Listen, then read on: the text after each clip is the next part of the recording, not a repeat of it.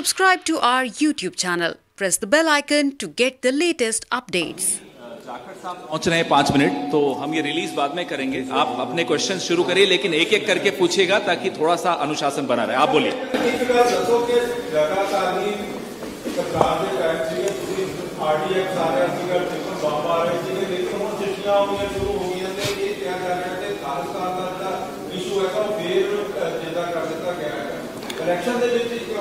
मेरी गल है कि कहते सरहद पर तनाव है क्या, जरा पता तो करो चुनाव है क्या। ये सारा कुछ पंजाब नूं डराउण दी कोशिश वास्ते होया सी। कैप्टन साहब उइयों राग लापी जांदे, टिफन बंब आ रहा, ये आ रहा, वो आ रहा। आ केजरीवाल नूं बाहर ते खालिस्तान दी चिट्ठियां आउण लग गईयां भी सपोर्ट करो केजरीवाल दी। ये चुनाव है, लेकिन इखलाक तो नहीं गिरना चाहिए। चुनाव जितण वास्ते ऐसे समझौते नहीं करने चाहिए जिहड़े देश नूं बर्बाद कर देण, जिहड़े सूबे नूं बर्बाद कर देण। सानू किसी सिद्धांतां ते हुंदी है राजनीति। साडी पार्टी हर ऐसी सैकुलर पार्टी हर सिद्धांतां ते लड़दे है। पार्टी ने बहुत कुछ सीहा है, बहुत कुछ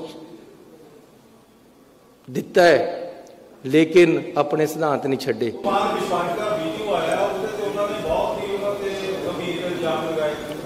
देखो, कुमार विश्वास ते केजरीवाल जी बहुत ही अच्छे गूढ़े दोस्त रहे हैं, जिन्हां ने पार्टी नूं बिल्ड किया, आम आदमी पार्टी नूं।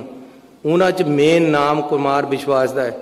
अज जे कुमार विश्वास कह रहा है कि केजरीवाल सत्ता दा लोभी है तो सत्ता नूं काबज कर होण वास्ते खालिस्तान भी मंजूर कर लेगा, खालिस्तानियां नूं भी मंजूर कर लेगा, ते हर तरह का छड़यंत्र रच सकता है। वो छड़यंत्र असी ये देखिए अंदरों कि ये पंजाब दे विच सत्ता ते काबज होने लई किसी हद तक भी गिर सकते हैं, किसी हद तक भी जा सकते हैं। असल दे विच वो आप मुख्यमंत्री बनना चाहते हैं। ये भगवंत मान तो बेचारा वैसे ही रखा होया मूहरे।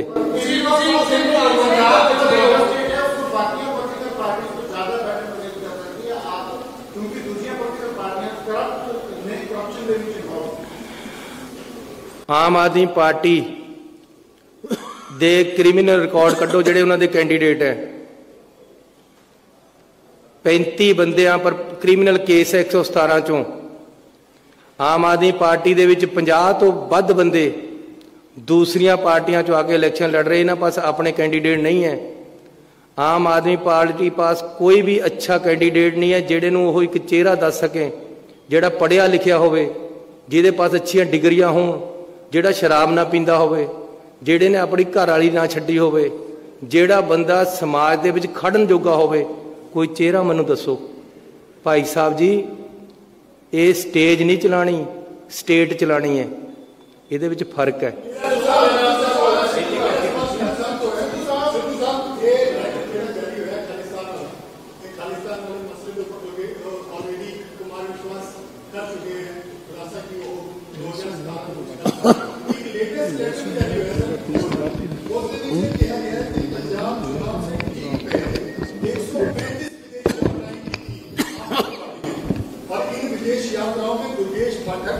जर्मनी में जिसके घर रुके थे वो खालिस्तानी का घर था। तो ये पूरा जो खालिस्तान का मामला है, आप बड़े नजदीक हैं और ISI बहुत एक्टिव है, खालिस्तान बार बार आ जाता है, तो इस पूरे मुद्दे पे आप क्या कहते हैं? देखिए, इसमें मुझे कुछ नहीं कहना, ये उनके नजदीकी का कहना है।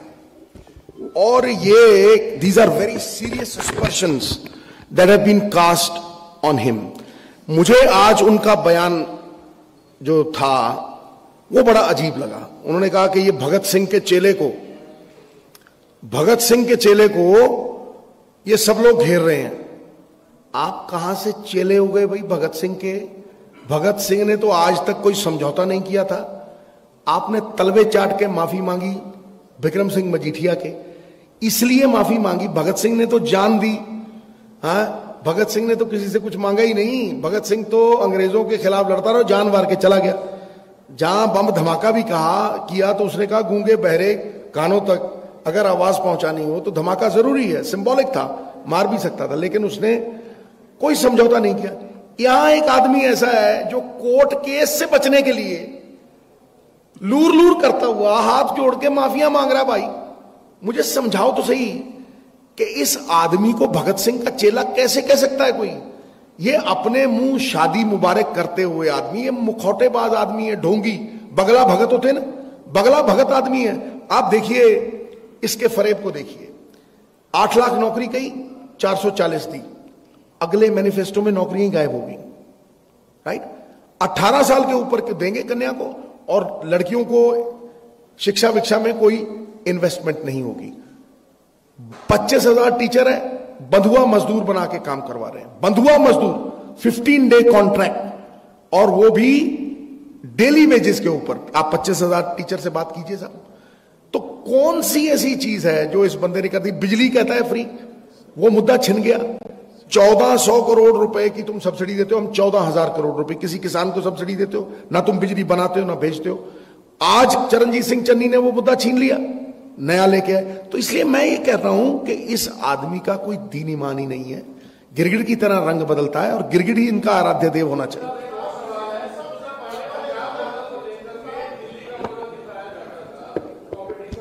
ऐदा है कि आम आदमी पार्टी दे कोल कोई मुद्दा नहीं है, मुद्दाहीन है, सिर्फ खलड़ पा के इलेक्शन जितना चाहते, जेड़ा कि पंजाब के लोग किसी तरह बर्दाश्त नहीं करते।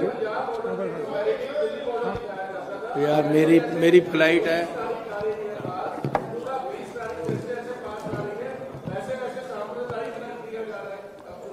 देखिए, मैं पहले भी मुद्दों पे पहरेदारी देता था, आज भी मैं मुद्दों के पहरेदारी कर रहा हूं।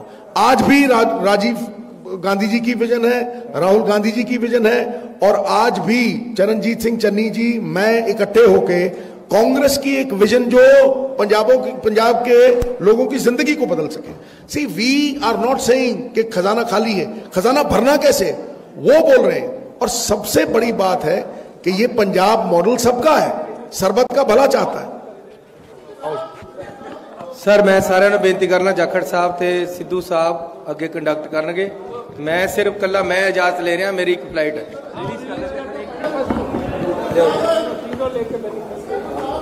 हाँ जी, हाँ जी,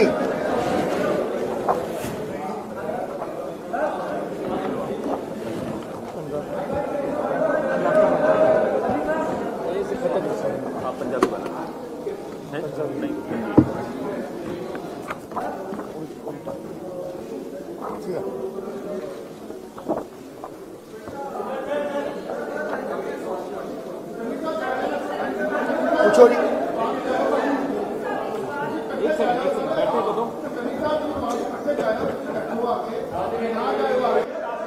सवालों के जवाब दे देंगे। मैं देंगा ना, मैं देंगा जवाब, मैं देंगा। अजय जाखड़ साहब ते सिद्धू साहब ने जवाब देने। लो यार, लो यार, इदा कर और दसो, फोटो लो जी, इधर करो जरा।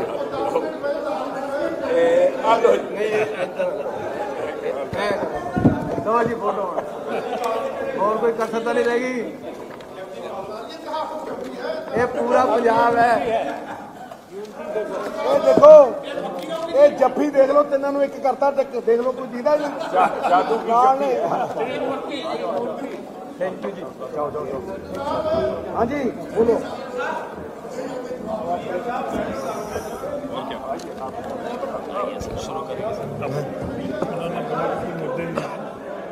आप सबसे निवेदन है कि एक एक करके अपना सवाल पूछिए।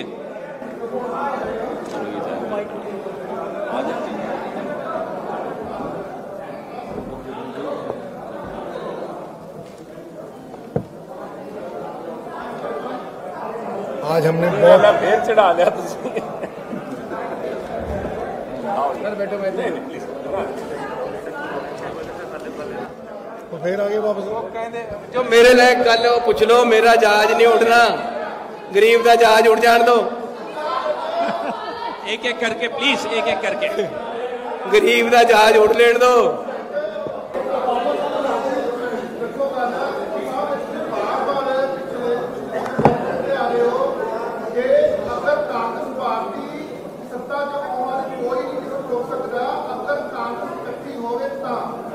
इकट्ठी है।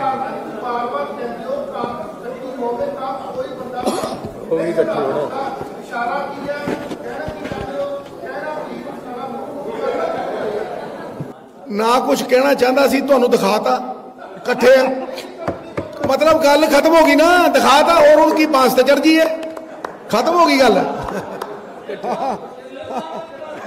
अगे चलो हुण तां गल हो गई कि जिथे चलूंगा चलूंगी नाल तेरे टिकटां 2 ले ली। प्लीज जान दो, बोलो।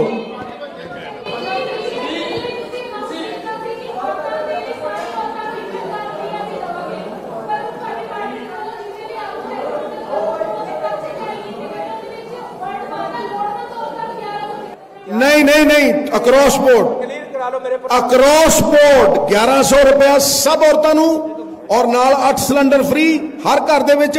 ओदे नाल बच्चियां नूं 5वीं पढ़ेगी 5000, 10वीं पढ़ेगी 10000, 20000 नाल कंप्यूटर फ्री एब्सोल्युटली सब नूं। अजय भाई, अजय सब नूं, अजय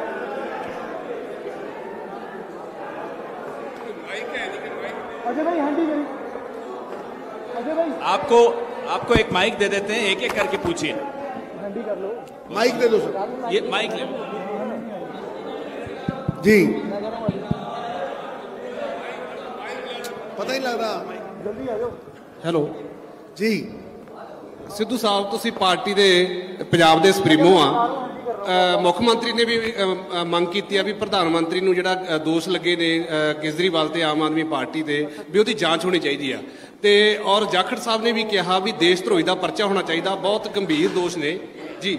ਜੀ ਕੱਲ ਜੀ, ਪਰ ਕਾਰਨ ਇਹ ਵੀ ਅਨੁਰਾਗ ਅਗਰਵਾਲ ਨੇ ਕਿਹਾ, ਜਿਹੜੇ ਕੇਂਦਰੀ ਮੰਤਰੀ ਆ, ਉਹ ਕਹਿੰਦੇ ਅਸੀਂ ਤਾਂ ਬਾਅਦ ਚ ਕਰਾਂਗੇ, ਪਹਿਲਾਂ ਉਹ ਜਿਹੜੀ ਸਰਕਾਰ ਉਹਨਾਂ ਦੀ ਉਹ ਕਿਉਂ ਨਹੀਂ ਮੁਕੱਦਮਾ ਦਰਜ ਕਰਦੇ। ਇੱਕ ਮਿੰਟ ਸਰ, ਪਹਿਲੀ ਗੱਲ ਤਾਂ ਮੈਂ ਤੁਹਾਡੇ ਤੋਂ ਇਸ ਗੱਲ ਦੀ ਚਾਹੂੰਗਾ ਵੀ ਤੁਸੀਂ ਮੇਰਾ ਬਿਆਨ ਪੜ੍ਹੋ, ਮੇਰਾ ਬਿਆਨ ਸੁਣੋ। ਜਿਹੜਾ ਮੈਂ ਕਿਹਾ ਵੀ ਬਹੁਤ ਹੀ ਗੰਭੀਰ ਆਰੋਪ ਲਾਏ ਹੈ ਉਹਨਾਂ ਨੇ, ਕੁਮਾਰ ਵਿਸ਼ਵਾਸ ਨੇ, ਉਹਨਾਂ ਦੀ ਜਾਂਚ ਹੋਣੀ ਚਾਹੀਦੀ ਹੈ। ਜੇ ਉਸ 'ਚ ਰੱਤੀ ਭਰ ਵੀ ਕਿਤੇ ਉਸ ਦੀ ਸੱਚਾਈ ਹੈ ਵੀ ਕਿਸੇ ਬੰਦੇ ਨੇ ਦੇਸ਼ ਨੂੰ ਤੋੜ ਕੇ ਤੇ ਪ੍ਰਧਾਨ ਮੰਤਰੀ, ਇੱਕ ਖਿੱਤੇ ਦਾ ਪ੍ਰਧਾਨ ਮੰਤਰੀ ਉਸ ਟੁਕੜੇ 'ਚੋਂ ਬਣਨਾ ਚਾਹਿਆ, ਫਿਰ ਕਾਰਵਾਈ ਹੋਣੀ ਚਾਹੀਦੀ ਹੈ। ਪਰ ਜੇ ਉਹਦੇ ਆਰੋਪਾਂ ਦੀ ਜਾਂਚ ਹੋਣੀ ਚਾਹੀਦੀ ਹੈ ਨਿਸ਼ਪਕਸ਼ ਤੇ ਪਾਰਦਰਸ਼ੀ, ਤਾਂ ਕਿ ਸਭ ਨੂੰ ਤਸੱਲੀ ਹੋ ਜੇ ਵੀ ਆ ਇੱਕ ਗਲਤ ਗੱਲ ਸੀ ਜਾਂ ਸਹੀ ਗੱਲ ਸੀ, ਉਹਦੇ ਬਾਅਦ ਬਣਦੀ ਕਾਰਵਾਈ ਕੀਤੀ ਜਾਵੇ। ਮੈਂ ਆ ਨਹੀਂ ਕਿਹਾ।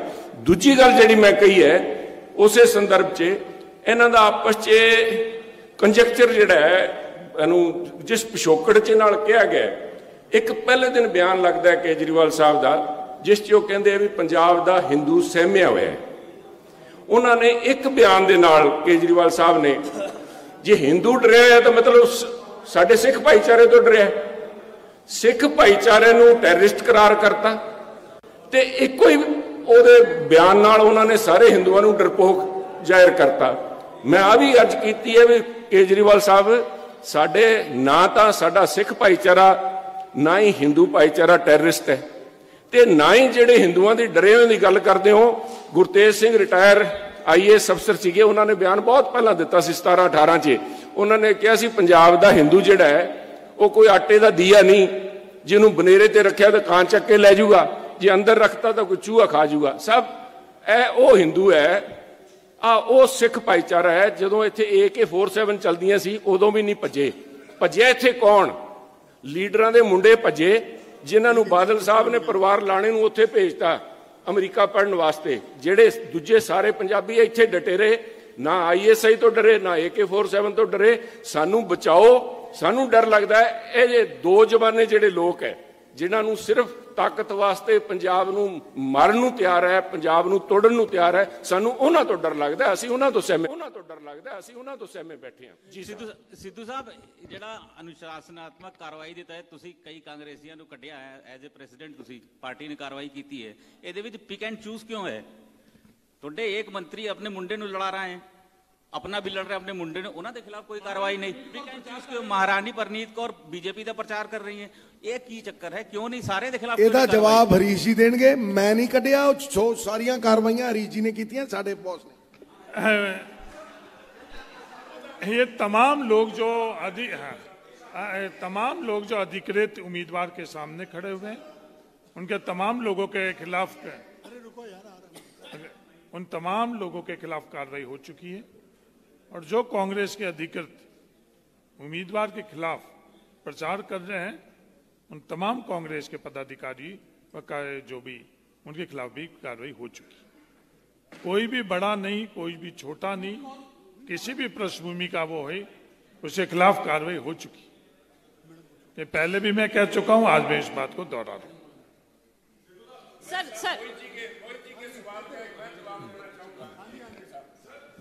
माई अपॉलोजीज प्लीज एक मिनट सर।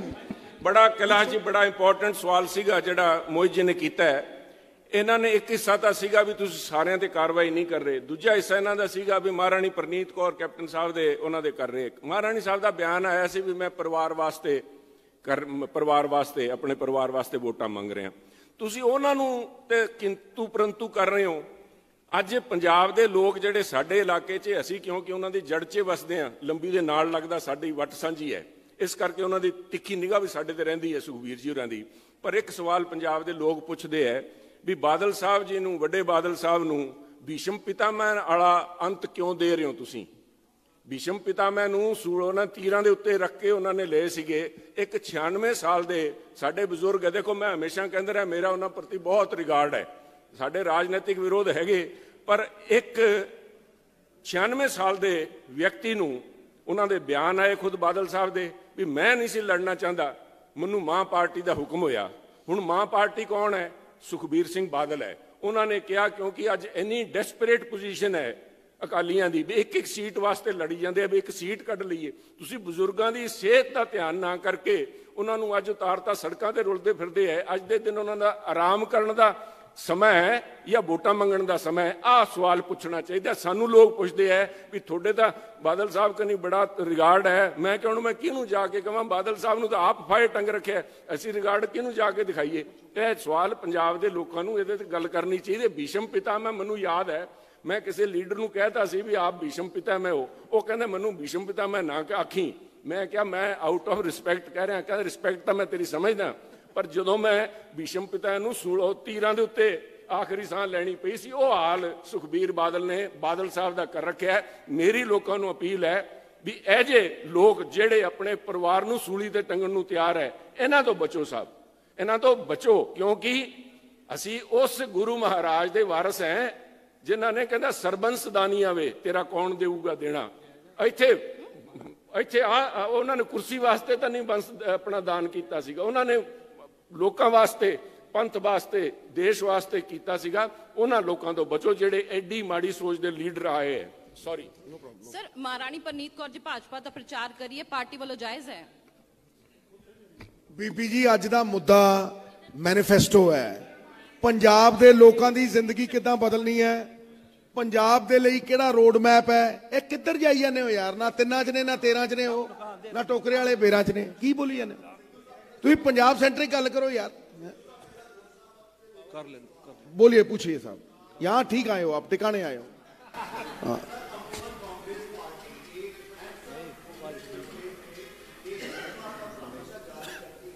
हाँ।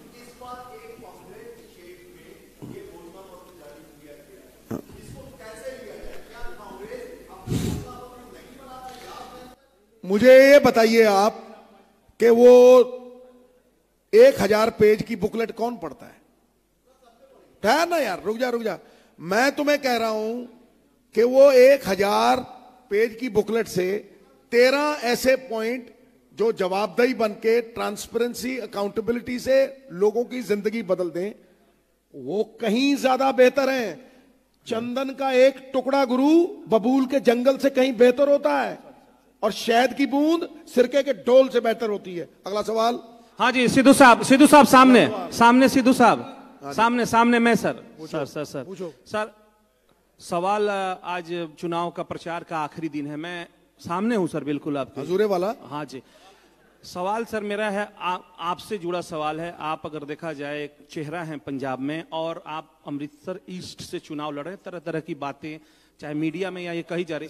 सवाल सर ये है कि जो आम आदमी पार्टी की कैंडिडेट हैं, मजीठिया तो है ही, उन्होंने कहा है कि वो आपको विधायक नहीं बनने देंगे अमृतसर ईस्ट से, क्या कहना है सर? अरे यार, मुझे तो सारे ही कहते नहीं बनने देंगे। इसका मतलब सबकी टाएं फिर सिद्धू से होती है। इसका मतलब सिद्धू अगर आ गया तो बदलाव होगा। और ये जितने भी हैं चोर चोर मौसेरे भाई, ये सब इकट्ठे होकर उस सिस्टम को प्रोटेक्ट करना चाहते हैं जिसे सिद्धू बदलना चाहता है। और ये बात पक्की है और ये तय हो गई, ये राहुल गांधी जी ने तय कर दी कि इस 13 पॉइंट एजेंडे में सबसे पहला माफिया को पॉलिटिकली मारना है। और उसे मारे बिना ये 12 पूरे नहीं होंगे, क्योंकि सरकार चलने वाली नहीं। इसलिए बोल रहा हूं कि we are on the brink of financial bankruptcy. सरकार में पैसे लाने हैं। पंजाब मॉडल ये नहीं कहता खजाना खाली है, वो कहता है खजाना ऐसे भरना है, सेंटर की स्कीम्स में ऐसे लेके जाना है और डबल करना है। 70-80 हजार करोड़ से पंजाब को एक कल्याणकारी स्टेट बनाना है। सिद्धू साहब, सर सिद्धू जी एक मिनट यार, बोलो जी। 2 सवाल है सिद्धू जी, और घोषणा पत्र से ही जुड़े हुए हैं। पहला सवाल यह है सर कि पिछले चुनाव में आप कांग्रेस में नए नए आए थे, लेकिन पूरे माझा इलाके में और बल्कि पूरे पंजाब में आपने धुआंधार प्रचार किया था। इस बार आप प्रदेश अध्यक्ष हैं, लेकिन ऐसा देखा जा रहा है साफ तौर पर कि मुख्यमंत्री का चेहरा जब ऐलान कर दिया गया, इसके बाद आप अमृतसर ईस्ट से बाहर नहीं निकले। राहुल गांधी प्रियंका गांधी के कार्यक्रम में जरूर नजर आए, लेकिन वैसे आपने पूरे पंजाब में प्रचार नहीं किया। सवाल है क्यों? दूसरा, घोषणा पत्र पे सवाल है कि जब सिद्धू का ही पंजाब मॉडल को कांग्रेस अपने घोषणा पत्र के तौर पे पेश कर रही है, तो फिर नवजोत सिंह सिद्धू में ही क्या कमी है? उस मॉडल को इंप्लीमेंट करने के लिए सिद्धू को मुख्यमंत्री का चेहरा क्यों नहीं बनाया गया? एक मिनट, सिद्धू ने हमेशा यही कहा है कि भाई अगर लोगों का भला होता है, पंजाब कल्याणकारी स्टेट में तब्दील होता है, और सिद्धू जो एजेंडा देता है वो राहुल गांधी की विजन है, उनसे ही डिस्कस करके बना है। अगर ये एजेंडा लागू होता है तो सिद्धू को नींव में चिण दो साहब। सिद्धू को कोई फर्क नहीं है, कोई ओहदे के लिए सिद्धू नहीं जीता, लेकिन अगर ये लागू नहीं होगा तो ठोकूंगा साहब, याद रखना, ठोकूंगा मैं, ये बात नहीं छोड़ूंगा मैं। सिद्धू साहब लास्ट सवाल आप सिद्धू साहब, अंतिम सवाल सिद्धू साहब, अंतिम सवाल है, बिना सवाल का जवाब दिए मत जाइए सर। सिद्धू साहब फिर कहोगे चले गए मैदान छोड़ के। बिल्कुल सिद्धू साहब, पूछो गुरु। सिद्धू साहब, मेरा सवाल है, आपने अमृतसर में कहा था कि आप 40 से 45 सीटों पे पहले ही चुनाव प्रचार कर चुके हैं, पार्टी कहेगी तो 5-6 सीटों पे जाएंगे, हालांकि नहीं गए। आपने आकलन किया होगा, चुनाव प्रचार का अंतिम दिन है, आज की तारीख में अगर आकलन करें तो कांग्रेस को आप कहां देख रहे हैं? क्या हंग असेंबली आएगी? और अगर हंग असेंबली आती है तो कांग्रेस का रुख क्या होगा? किसी के साथ सरकार बनाएंगे? देखिए, अगर मेरी चाची के मूछें होती तो मैं उसे चाचा ना कहता। अगर मगर नहीं है पॉलिटिक्स में। आप देखिए 72 साल में जो नहीं हुआ वो आज कैसे होगा भाई? बताओ, 72 साल में पंजाब ने कब हंग असेंबली लाई? पंजाब एक तरफा चलता है साहब। मैं कहता हूं ये अहंकार है, टू बी जजमेंटल एंड से इतनी सीटें आएंगी, हम ये कर देंगे, हम वो कर देंगे, ये अहंकार है। लोकतंत्र में तय लोग करते हैं, मतपेटी के गर्भ से पैदा होता है राजा। इसलिए आप थोड़ा सब्र करिए, सब्र हर मकसद के, जीवन के हर मकसद का दरवाजा खोल देता। लास्ट क्वेश्चन, एक मिनट बैठो पाजी, बैठो। ਕੀਤਾ ਗਿਆ ਹੈ ਲਾਸਟ ਟਾਈਮ ਮੈਨੂੰ ਲੋੜ ਹੀ ਨਹੀਂ ਹੈ। ਲਾਸਟ ਟਾਈਮ ਮੈਨੀਫੈਸਟੋ ਦੇ ਵਿੱਚ ਜਿਹੜੀਆਂ ਚੀਜ਼ਾਂ ਦਾ ਜ਼ਿਕਰ ਕੀਤਾ ਗਿਆ ਹੈਗਾ, ਹੁਣ ਅਖੀਰੀ ਜੇ ਸਰਕਾਰ ਦੀ ਗੱਲ ਕੀਤੀ ਜਾਏ ਤਾਂ ਅਖੀਰੀ 111 ਦਿਨਾਂ ਦੇ ਵਿੱਚ ਕੰਮ ਹੋਇਆ, ਜਿਹਦੇ ਬਲ ਤੇ ਤੁਸੀਂ ਹੁਣ ਚੋਣਾਂ ਦੇ ਵਿੱਚ ਨਿੱਤੇ ਹੋ ਸਾਰੇ। ਕਿ ਅਗਲੀ ਸਰਕਾਰ ਤੋਂ ਬਾਅਦ ਵੀ ਸਾਨੂੰ ਉਹੀ 4.5 ਸਾਲ ਕੁਝ ਨਹੀਂ ਮਿਲੂਗਾ, ਅਖੀਰੀ 6 ਮਹੀਨਿਆਂ 'ਚ ਕੰਮ ਹੋਊਗਾ, ਕਿ ਇਹਦਾ ਵੀ ਬਲੂਪ੍ਰਿੰਟ ਕੋਈ ਤਿਆਰ ਹੈ ਕਿ ਕਦੋਂ ਵਾਅਦੇ ਪੂਰੇ ਹੋਣਗੇ? मैडम ये ब्लूप्रिंट ही तो देता है सारी रात। एक मिनट सुनोगे, हजे ट्रेलर चले है, फिल्म देखो, मजा लो। मैं कहना ठोक के पूरा करांगे, टाइम बाउंड तरीके ना पूरा करांगे, लेकिन 25 साल दी पुठी राह है, सीधी राह दे उत्ते आण नूं घट तो घट नहीं साल ते चाहिए ही है ना मैडम। कोई ये तो है नहीं भी एक दिन छड़ी घुमाई ते घुम जाना। बिल्कुल होएगा, बिल्कुल घूमेगा।